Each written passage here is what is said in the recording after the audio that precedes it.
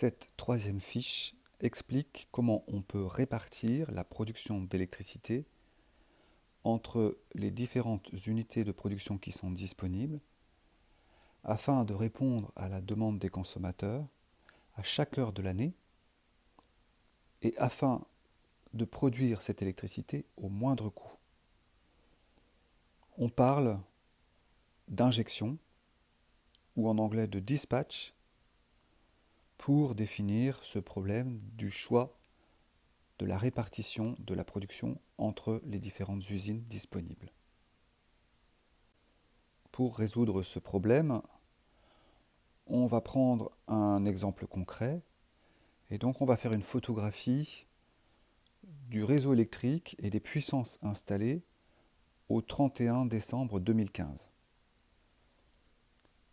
J'ai classé les différentes centrales disponibles par catégorie avec, comme vous pouvez le voir ici, d'abord les usines thermiques, que ce soit charbon, fioul, gaz ou nucléaire, et les centrales renouvelables, bioénergie, éolien, hydraulique et photovoltaïque.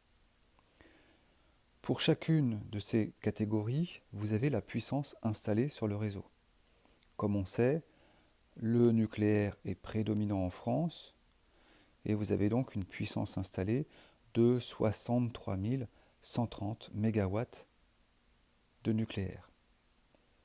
Vous avez également, comme on peut le voir ici, 25 421 MW disponibles de centrales hydrauliques. On voit assez facilement sur ce tableau que le nucléaire représente, disons, la moitié de la puissance installée, alors qu'on sait que le nucléaire représente environ 75% de l'électricité produite. Ceci doit vous amener à réfléchir à la différence qui existe entre la puissance installée et l'énergie qui est réellement produite, cette différence s'expliquant par le facteur de charge. Certaines technologies, qu'on appelle les technologies de base, sont utilisées avec un facteur de charge très élevé, c'est-à-dire une durée très longue dans l'année. C'est le cas du nucléaire en France. D'autres technologies ont au contraire un facteur de charge très faible, et on appelle ça des technologies de pointe. C'est le cas par exemple du fioul. À noter également que la technologie de base n'est pas forcément la même selon les pays. Et par exemple, en Allemagne, la technologie de base sera le charbon plutôt que le nucléaire, du fait du choix technologique qui a été fait par ce pays comparé à la France. Pour revenir à notre sujet de l'injection optimale de l'électricité, c'est-à-dire la répartition de la production pour répondre à la demande au moindre coût, on va poser un certain nombre d'hypothèses. Dans un premier temps, on va donc admettre que les puissances qu'on vient d'énumérer dans le tableau précédent sont toujours disponibles et immédiatement appelables. On va également supposer que le réseau de transport de l'électricité est dimensionné pour supporter cette charge, c'est-à-dire pour amener l'électricité au consommateur sans qu'il y ait de goulet d'étranglement. Bien entendu, la solution à notre problème de l'injection optimale, puisqu'il s'agit de produire au moindre coût, va dépendre des coûts de production des différentes technologies. Plus précisément, ce sont les coûts marginaux qui vont importer ici, c'est-à-dire essentiellement les coûts des combustibles. Ces coûts marginaux seront considérés comme nuls pour l'énergie éolienne, pour l'énergie solaire et pour les centrales hydrauliques dites au fil de l'eau, c'est-à-dire les centrales hydrauliques qui sont mues par le courant des rivières. Le coût marginal pour le cas des centrales hydrauliques à barrage ne sera pas considéré comme nul pour prendre en compte le coût d'opportunité de l'eau qui est stockée, qui est une ressource rare, et les prix futurs de l'électricité. En effet, pour les centrales hydrauliques à barrage, produire de l'électricité aujourd'hui, c'est se priver d'une certaine quantité d'eau qui permettrait de produire de l'électricité demain ou plus tard. Et donc, c'est potentiellement un coût d'opportunité, un manque à gagner dont il faut tenir compte, qui sera reflété par le coût marginal. Pour les autres centrales, les centrales thermiques, le coût des combustibles sera tout simplement le coût du gaz naturel, du pétrole, du charbon ou de l'uranium pour faire fonctionner ces différentes centrales. Pour prolonger notre exemple concret, dans le cas de la France, j'ai considéré le tableau suivant des coûts marginaux. Ce sont des données inventées que j'ai choisies pour que l'exercice soit le plus simple possible, mais ce sont des données qui sont plausibles et qui correspondent à peu près à la réalité. Donc on aura un coût marginal, comme on l'a dit, négligeable pour l'éolien, le photovoltaïque et l'hydraulique au fil de l'eau. On aura un coût marginal de 20 euros par mégawattheure pour le nucléaire. Ensuite 40, 60, 80 et 120 pour charbon, gaz, hydraulique, barrage, fioul. Nous négligerons dans notre analyse les bioénergies du fait qu'elles sont en quantité négligeable. On va rassembler toutes les données qu'on a présentées jusqu'ici pour construire ce qu'on appellera une courbe d'ordre de mérite. Cette courbe d'ordre de mérite s'obtient en cumulant les puissances installées des différentes technologies dans l'ordre croissant de leurs coûts marginaux.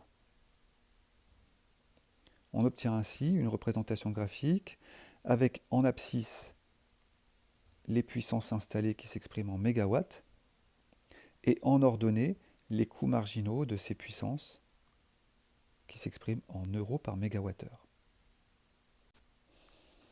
Ce tableau reprend les données qui vont nous servir à construire la courbe d'ordre de mérite. Comme on l'a dit, on range les technologies dans l'ordre croissant des coûts marginaux. On a donc mis en première position les technologies qui ont un coût marginal négligeable. Suivent ensuite les technologies qui ont un coût marginal dans l'ordre croissant 20, 40, 60, 80, 120.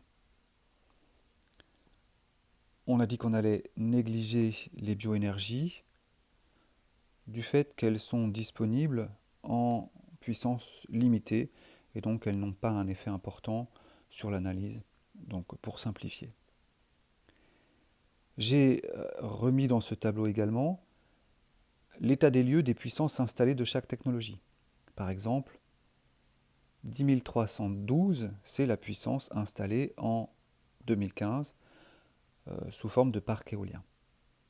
Ces puissances, on va les cumuler dans la colonne suivante. Et donc, on va reporter la puissance éolienne dans la première cellule. Et on va ensuite ajouter la puissance photovoltaïque dans la deuxième cellule. Et donc, on obtient 16 503. On va ensuite ajouter à nouveau 8 349 dans la troisième cellule, qui nous permet d'obtenir 24 892, et ainsi de suite. On cumule donc pour obtenir finalement une puissance totale de 127 607, toutes technologies confondues. En faisant la représentation graphique des données du tableau précédent, on obtient la courbe de mérite, c'est-à-dire ce graphique. Cette courbe d'ordre de mérite s'obtient en portant en abscisse les puissances cumulées et en ordonnée les coûts marginaux. On a vu que dans l'ordre croissant, on devait mettre d'abord l'éolien, le photovoltaïque et l'hydraulique au fil de l'eau. Et la largeur ici de ce premier petit pavé qui correspond au parc éolien est tout simplement donnée par la puissance éolienne installée de 10 312 dans le tableau qui fait l'état des lieux des technologies disponibles sur le réseau électrique français. Ensuite, on ajoute le photovoltaïque, c'est-à-dire 6191 dans ce tableau, et ainsi de suite. On obtient ainsi une courbe qui a cette forme-là, qui nous donne l'ordre de mérite des différentes technologies. La courbe d'ordre de mérite s'interprète de la manière suivante. Je vais par exemple tracer une droite ici à 50 gigawatts. J'observe que le point ici a pour hauteur 20 € par mégawattheure. J'en déduis que je peux mobiliser jusqu'à 50 gigawatts de puissance à un coût inférieur ou égal à 20 € par mégawattheure. Si je trace par exemple ici la limite à 100, eh bien je peux lire ici que le coût correspondant c'est 80 € par mégawattheure et ça implique que je suis en mesure de mobiliser jusqu'à 100 gigawatts de puissance, toutes technologies confondues, chacune de ces technologies ayant un coût inférieur ou égal à 80 € par mégawattheure. Une fois qu'on a construit la courbe d'ordre de mérite, la question de la répartition optimale de la charge, c'est-à-dire la distribution de la production électrique entre les différentes centrales disponibles pour répondre à la demande au moindre coût, cette question devient triviale. Supposons ainsi qu'à une certaine heure H de l'année, la puissance appelée par l'ensemble des consommateurs soit égale à DH. En utilisant la courbe d'ordre de mérite, il va suffire de représenter la puissance DH et de sélectionner toutes les centrales qui sont à gauche de cette puissance, c'est-à-dire qui ont un coût le plus petit possible pour répondre à cette demande. Ce graphique vous donne un exemple d'application de ce principe.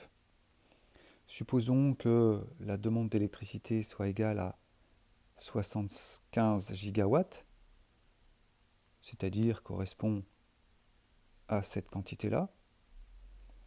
Je vais donc sélectionner toutes les unités qui sont à gauche de cette puissance, c'est-à-dire celles qui ont le coût marginal le plus faible possible pour répondre à la demande.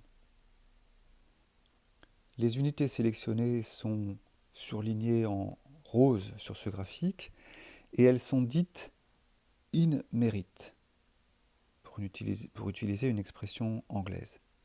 Les autres ne sont pas sélectionnées et sont dites out merit.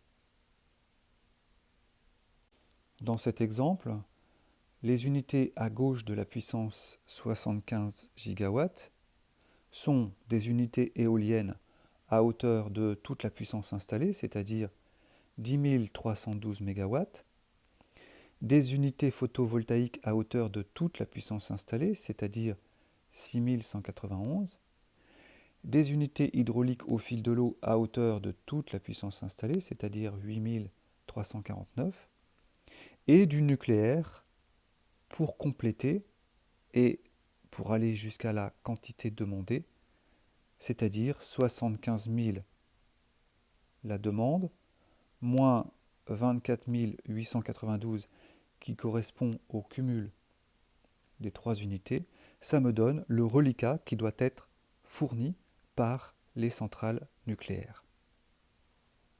Il est intéressant de remarquer que la courbe d'ordre de mérite permet également de calculer le coût de production de l'électricité pour répondre à la demande. Plus précisément, on va être en mesure de calculer le coût variable. c'est-à-dire le coût des combustibles qui sont dépensés pour répondre à cette demande. On a vu à l'instant que pour répondre à la demande de 75 MW, on allait mobiliser de l'éolien, du solaire et de l'hydraulique à pleine capacité, chacun ayant un coût de revient négligeable, c'est-à-dire zéro. En faisant le produit des deux, on obtient donc un coût de production égal à zéro pour cette portion du réseau électrique qui est mobilisé. Ensuite, on complète avec du nucléaire et le complément correspond à environ 50 000 MW de nucléaire. Chaque puissance nucléaire dépense des combustibles à hauteur de 20 € par mégawattheure. Et donc on obtient ainsi, en faisant le produit, le coût des combustibles que l'on doit dépenser pour mobiliser cette énergie nucléaire et produire l'électricité.